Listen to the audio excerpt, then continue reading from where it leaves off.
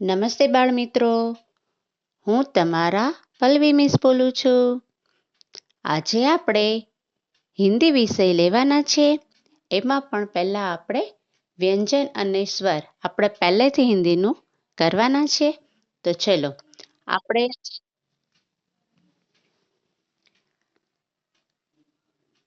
ક એટલે કમલ, કમલ એટલે કમળ. ખરબૂજ એટલે કે સાકરટેટી. ગધા એટલે ગધેડું. ઘર એટલે ઘર. ચમચા એટલે ચમચી. છાતા એટલે છત્રી. જહાજ એટલે જહાજ.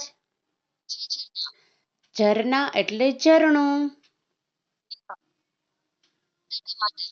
ટમાટર એટલે ટમેટું. ઠહરના એટલે ઊભા રહેવું. ડમરું એટલે ડમરું. ઢક્કન એટલે ઢાંકણું. આણા એટલે આણા. તરબૂચ એટલે તરબૂચ. થર્મોસ એટલે થર્મોસ.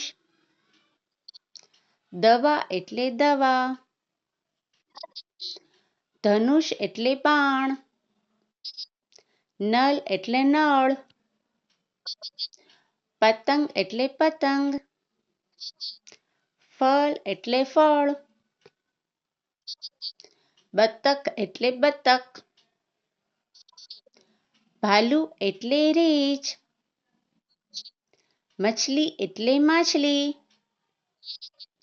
યજ્ઞ એટલે યજ્ઞ. રાજા એટલે રાજા. લહસુન એટલે લસણ. વજન એટલે વજન. શહદ એટલે મધ. ષડભુજ એટલે ષટકોણ. સેબ એટલે સફરજન. હિરણ એટલે હરણ. ક્ષત્રિય એટલે ક્ષત્રિય. ત્રિશુલ એટલે ત્રિશૂળ.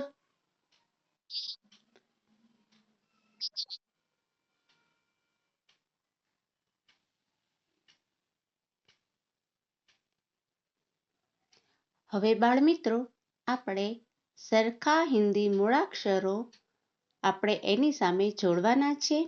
એની જેવા જ આપણે હિન્દીના સરખા મૂળાક્ષર જોડીશું.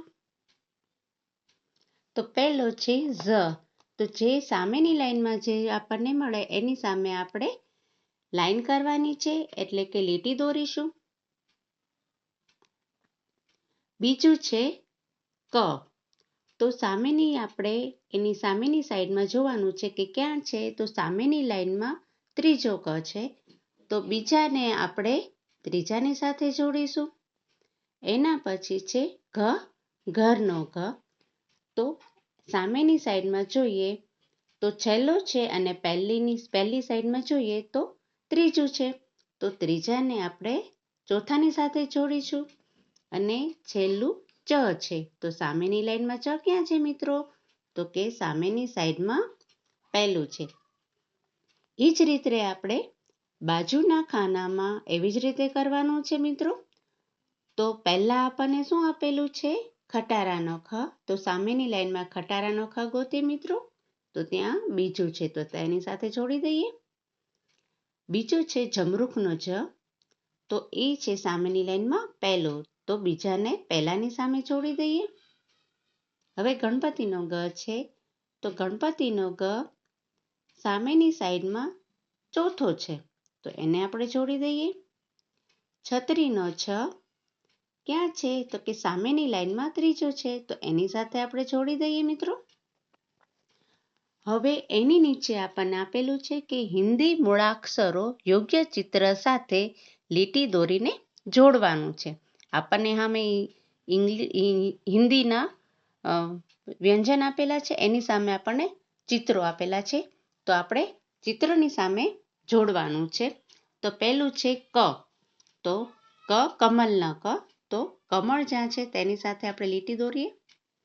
બીજું છે ખ, તો ખનું ચિત્ર આપણે ગોતવાનું છે. તો બીજું કયું છે તો કે ત્રીજું ચિત્ર છે ખરલ.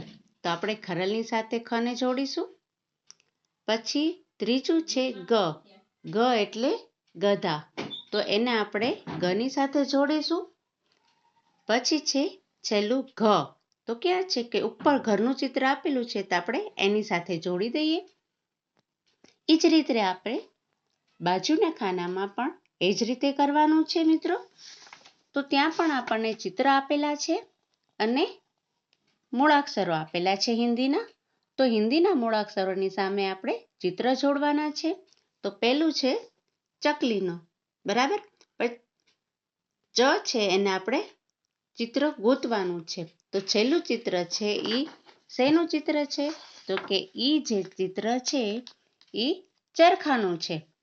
તો આપણે પહેલાને છેલ્લાની સાથે જોડી દઈએ.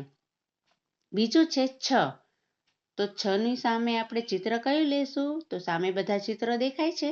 તો પહેલું ચિત્ર કયું છે છત્રીનું. તો ચલો મિત્રો જોડી દઈએ છત્રીની સાથે. પછી છે જ, તો એ ચિત્રને આપણે સામેની સાઈડમાં કયું લાગુ પડે છે તો કે જગ. જગનું ચિત્ર દેખાય છે ને મિત્રો, તો એની સાથે આપણે જોડી દઈએ. એના પછીનું છેલ્લું ચિત્ર છે એ કયું છે તો કે ઝંડાનું, બરાબર. તો ઝંડો ક્યાં છે આપણો તો કે ઝંડાનું ચિત્ર ત્રીજું છે. તો એની સાથે મિત્રો આપણે જોડી દઈએ. તો આ થઈ ગયા આપણા હિન્દી મૂળાક્ષરોની સામે આપણે ચિત્ર જોડ્યા, બરાબર છે મિત્રો. હવે મિત્રો હવે શું કરવાનું છે તો કે ચોરસમાં આપેલા અક્ષરો જેવા અક્ષરો શોધી તેની ઉપર આપણે વર્તુળ કરવાનું છે, બરાબર છે. તો પહેલો છ અને ઘરનું છે. તો આપણે સીધું જોવાનું છે લાઈનમાં. તો કે ઈ લાઈનમાં છત્રીનો છ અને ઘરનો ઘ એ ક્યાં છે એ આપણે ગોતવાનું છે અને વર્તુળ કરવાનું છે. તો કે પહેલું નહીં, બીજું નહીં અને ત્રીજું છે એ છત્રીનું છે. તો એમાં આપણે વર્તુળ કરીશું મિત્રો. એના પછી ગણપતિનો ગ ક્યાં છે તો કે પહેલો. હવે બીજામાં ખ અને જમરૂખનો જ છે. તો આપણે પહેલા ખ ગોતીશું. તો ખ ક્યાં છે એ આપણે ગોતીએ. તો કે એ સીધી લાઈનમાં ખ છેલ્લો છે, તો એમાં આપણે વર્તુળ કરીએ. એના પછી શું આપેલું છે જમરૂખનો જ. તો હવે આપણે જમરૂખનો જ શોધીએ. તો ઈ લાઈનમાં ક્યાં આપણને જમરૂખનો જ દેખાય છે તો કે બીજું.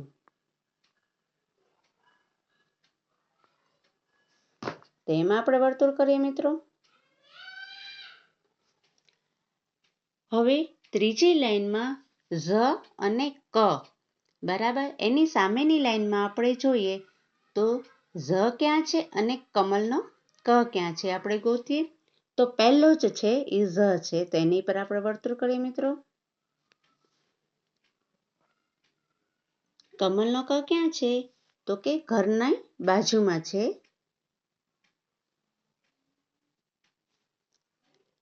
હવે છેલ્લામાં એમાં આપણને કહે છે ગ અને ચ. તો એની સામેની લાઈનમાં આપણે જોવાનું છે કે ગણપતિનો ગ ક્યાં છે અને ચકલીનો ચ ક્યાં છે એ આપણે ગોતીએ. તો ક્યાં છે કે છત્રીના છ ની બાજુમાં આપણને ગણપતિનો ગ મળે છે, તો એની પર આપણે વર્તુળ કરીએ મિત્રો. પછી ચકલીનો ચ ક્યાં છે એ આપણે ગોતીએ. તો કે ઝની બરોબર બાજુમાં છે, તો એમાં આપણે વર્તુળ કરીએ મિત્રો. બરોબર. હવે એની નીચે આપેલું છે ગુજરાતી અને હિન્દી મૂળાક્ષરો લીટી દોરીને જોડો. આપણને પહેલા ગુજરાતી મૂળાક્ષર આપેલા છે, એની સામે આપણને હિન્દી મૂળાક્ષરો આપેલા છે. તો એની બંધ બેસતા આપણે એની સામે લીટી દોરવાની છે. તો પહેલો ગુજરાતીનો ખટારાનો ખ છે, એની સામે હિન્દીનો આપણે ગોતીશું. તો તો અહીંયા પહેલો છે તો એની સામેની લાઈનમાં ત્રીજો છે, તો ચલો જોડી દઈએ. પછી ઘરનો ઘ ગુજરાતીનો બીજો છે ને હિન્દીમાં સામેની સાઈડનો છેલ્લો છે મિત્રો, તો ચલો જોડી દઈએ. ગુજરાતીમાં છત્રીનો છ ત્રીજો છે અને હિન્દીમાં સામેની સાઈડમાં પહેલો છે, તો ચલો મિત્રો જોડી દઈએ. એ જ રીતના છેલ્લો ગુજરાતીનો મૂળાક્ષર ઝબલાનો ઝ છેલ્લો છે, જ્યારે સામેની સાઈડમાં બીજો છે મિત્રો, તો ચલો એને પણ આપણે જોડી દઈએ. બરોબર, એવી રીતના બાજુના ખાનામાં પણ આપણે એ જ રીતના કરવાનું છે મિત્રો. તો પહેલા મૂળાક્ષરમાં જમરૂકનો જ આપેલો છે, તો જમરૂકનો જ સામેની બાજુમાં ક્યાં છે હિન્દીમાં, તો કે પહેલો નહીં અને બીજો, તો ચલો બીજાની સાથે જોડી દઈએ. હવે ચકલીનો ચ, તો ચકલીનો ચ ગુજરાતીમાં બીજો છે, તો સામેની સાઈડમાં ક્યાં છે, તો કે હિન્દીમાં આપણને ત્રીજો મળે છે, તો ચલો ત્રીજાની સાથે જોડી દઈએ મિત્રો.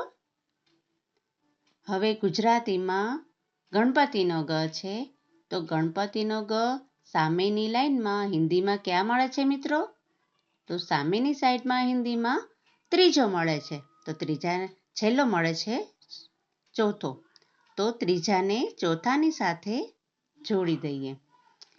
હવે છેલ્લો છે કલમનો ક, તો સામેની સાઈડમાં હિન્દીમાં કલમનો ક ક્યાં છે મિત્રો, તો સામેની સાઈડમાં કલમનો ક પહેલો છે, તો ચાલો એને જોડી દઈએ મિત્રો.